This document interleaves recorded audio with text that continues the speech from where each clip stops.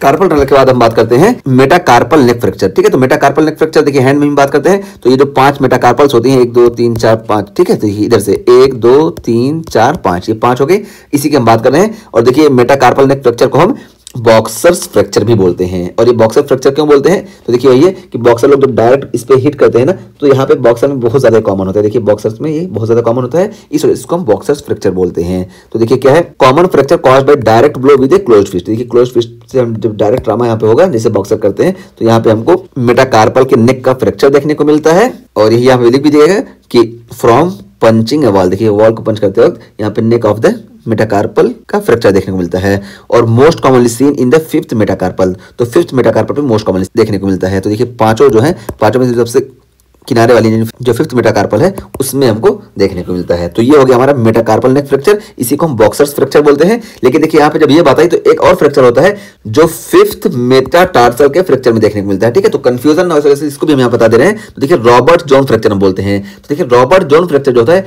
ये 5th metatarsal के fracture की वजह से देखने को मिलता है। ठीक है, तो 5th मेटाटार्सल जब फ्रैक्चर होती है यानी ये पैर की बात की जा रही है। ठीक है, तो पैर में हमारी टार्सल होती है और हाथ में हमारी कार्पल होती है। तो मेटाकार्पल यानी 5th मेटाकार्पल का फ्रैक्चर देखने को मिलता है, तो इसको हम बॉक्सर फ्रैक्चर बोलते हैं। और अगर 5th मेटाटार्सल का हमको फ्रैक्चर देखने को मिल रहा है ना, तो इसको हम रॉबर्ट जॉन फ्रैक्चर बोलते हैं। ये भी इंपॉर्टेंट था, यहाँ पे हम रिलेट करा दिए ताकि हमारा दोनों कॉन्सेप्ट क्लियर रहे।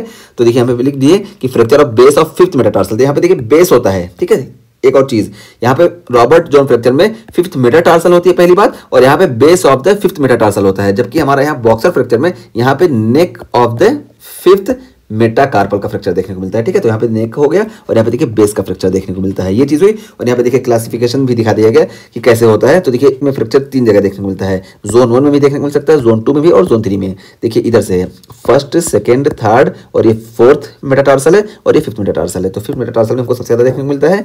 और ये देखिए articulation of 4th and 5th metatarsal bone है। और यहाँ पे देखिए यहाँ पे हमको 5th मेटाटार्सल में फ्रैक्चर देखने को मिला। और ये जोन 1 में अगर हमको फ्रैक्चर देखने को मिलता है तो इसको हम बोलते हैं सूडो जोन फ्रैक्चर।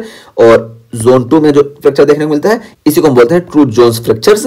और अगर यहाँ पे देखिए जोन 3 में देखने को मिलता है तो इसको हम बोलते हैं स्ट्रेस फ्रैक्चर। ठीक है, तो ये जोन 1, ये जोन 2 है और ये जोन 3 है। और यहाँ पे जो ये हमारा ट्रू जोन फ्रैक्चर है इसकी हम बात कर लेते हैं। तो देखिए जो वेसल सप्लाई होती है ना ये बहुत ही पुअर होती है, क्योंकि देखिए वेस्कुलर सप्लाई इधर से आती है इधर से आती है। तो यहाँ पे अगर इंजरी हो रही है तो इतनी परेशानी नहीं है, लेकिन अगर यहाँ पे फ्रैक्चर हो रहा है तो यहाँ पे हमको वेस्कुलर कंप्रोमाइजेशन देखने को मिलता है। इसी वजह से यहाँ पे हमको नॉन यूनियन देखने को मिलेगा, क्योंकि जब यहाँ पे वेस्कुलर है ही नहीं तो यहाँ पे हमको बोन इकट्ठा होते यानी बोन जुड़ते हुए नहीं दिखाई देंगे, इसी को हम नॉन यूनियन बोलते हैं। ठीक है, तो ये इसका मोस्ट कॉमन कॉम्प्लिकेशन हो गया रॉबर्ट जॉन फ्रैक्चर का, अगर हमको जोन 2 में फ्रैक्चर देखने को मिल रहा है।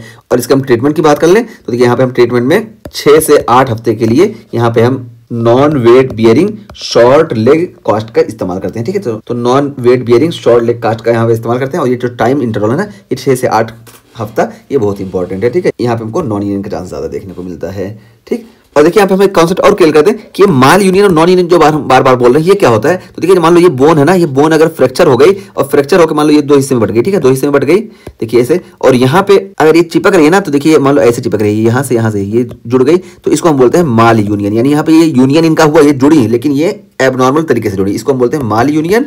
और अगर यही बोन फ्रैक्चर हुई और यहाँ पे देखिए ये ऐसे ही और यहाँ पे वेस्कुलर सप्लाई वगैरह नहीं आ रही है तो ये आपस में नहीं जुड़ पाएंगे, इसी को हम बोलते हैं नॉन यूनियन, यानी ये जुड़ी ही नहीं। तो माल यूनियन और नॉन यूनियन ये होता है। और जहाँ पे हमको वेस्कुलर कंप्रोमाइजेशन देखने को मिलता है यानी यहाँ पे ये हीलिंग होगी नहीं, और हीलिंग होगी नहीं इस वजह से वेस्कुलर कंप्रोमाइजेशन में हमको नॉन यूनियन देखने को मिलता है। लेकिन जहाँ पे हमको डिसलोकेशन देखने को मिलता है, जैसे हम क्लेविकल फ्रैक्चर की बात की तो यहाँ पे हमको माल यूनियन वगैरह देखने को मिलता है, क्योंकि यहाँ पे वेस्कुलर जो होता है सप्लाई ये अच्छी होती है, इस वजह से यहाँ पे हमको यूनियन तो देखने को मिलेगा लेकिन ये लोकेशन इसकी थोड़ी थोड़ी चेंज हो जाती है, इस वजह से यहाँ पे हमको माल यूनियन देखने को मिलता है। जबकि यहाँ पे देखिए वेसल्स ही नहीं आ पा रही हैं, जब वेसल्स नहीं आ पाएंगे तो यहाँ पे ये हीलिंग नहीं होगी और ये बोन चिपकेगी नहीं, तो यहाँ पे हमको नॉन यूनियन देखने को मिलेगा। जैसा कि मैं यहाँ पे बताया कि ट्रू जॉन्स फ्रैक्चर में हमको नॉन यूनियन देखने को मिलता है। और यहाँ ऊपर बात करके है कि क्लेविकल फ्रैक्चर में क्लेविकल ऊपर चली जाती है, इस वजह से यहाँ पे हमको मोस्ट कॉमन कॉम्प्लिकेशन माल यूनियन देखने को मिलता है। ठीक है, तो ये पूरा हम कॉन्सेप्ट क्लियर कर दिए, पूरा हम बता दिए कि ये गुयान कैनाल सिंड्रोम क्या होता है, कार्पल टनल सिंड्रोम क्या होता है और मेटाकार्पल नेक फ्रैक्चर क्या होता है। ठीक है, तो देखिए यहाँ पे एक बार फिर से हम रिकॉल करा दें, गुयान कैनाल सिंड्रोम हमारी अगर अल्नर में इंजरी हो रही है, कंप्रेशन हो रहा है गुयान कैनाल में,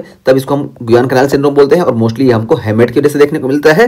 ठीक है, हेमेट से रिलेटेड होता है। और कार्पल टनल सिंड्रोम की हम बात किए तो ये देखिए मीडियन नर्व जो होती है इस कार्पल टनल में प्रेजेंट होती है, इस वजह से हमको कार्पल टनल सिंड्रोम देखने को मिलता है। और कार्पल टनल सिंड्रोम में क्या होता है, सिंथेसिस सप्लाई ये जो मीडियन नर्व की है ये लॉस हो जाती है, लेकिन ये जो थिनार एमिनेंस है यहाँ की सिंथेसिस सप्लाई लॉस नहीं होती है, क्योंकि यहाँ पे ये पाल्मर क्यूटियस ब्रांच जो होती है ये कार्पल टनल से होकर नहीं गुजरती है, बाहर से गुजरती है। ठीक है, इस वजह से ये होता है।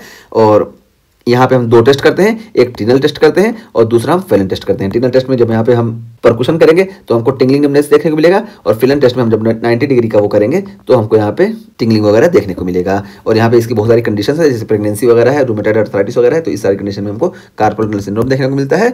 और यहाँ पे हम बताएं इसको हम याद कैसे रखेंगे, तो देखिए हम सीएम से याद रखेंगे कि हैंड ऑफ बेनेडिक्शन और एप हैंड डिफॉर्मिटी, और इसी तरीके से कार्पल टनल सिंड्रोम ये हमको मीडियन नर्व की इंजरी के केस में देखने को मिलता है। और उसको फिर हम बात की मेटाकार्पल नेक फ्रैक्चर की, तो मेटाकार्पल नेक फ्रैक्चर को हम बॉक्सर्स फ्रैक्चर भी बोलते हैं, और ये हमको मोस्ट कॉमनली जो होता है फिफ्थ मेटाकार्पल के नेक पे देखने को मिलता है। जबकि इसी से मिलता जुलता हमको पैर में फ्रैक्चर देखने को मिलता है, जो फिफ्थ मेटाटार्सल में देखने को मिलता है, इसको हम रॉबर्ट जॉन फ्रैक्चर बोलते हैं, और ये base of the fifth metatarsal में देखने को मिलता है। ठीक है, जबकि ये मेटाकार्पल का जो ये बॉक्सर फ्रैक्चर है ये नेक में देखने को मिलता है। और हम बताएं कि यहाँ पे जो होता है 3 जोन होते हैं, और जो ये बीच वाला जोन होता है जिसको जोन 2 बोलते हैं, इसी को हम ट्रू जोन फ्रैक्चर बोलते हैं। और यहाँ पे मोस्ट कॉमन कॉम्प्लिकेशन हमारा जो होता है ये नॉन यूनियन होता है, क्योंकि यहाँ पे वेस्कुलरिटी जो होती है कंप्रोमाइज होती है। तो ये हमारा पूरा टॉपिक कंप्लीट हो गया।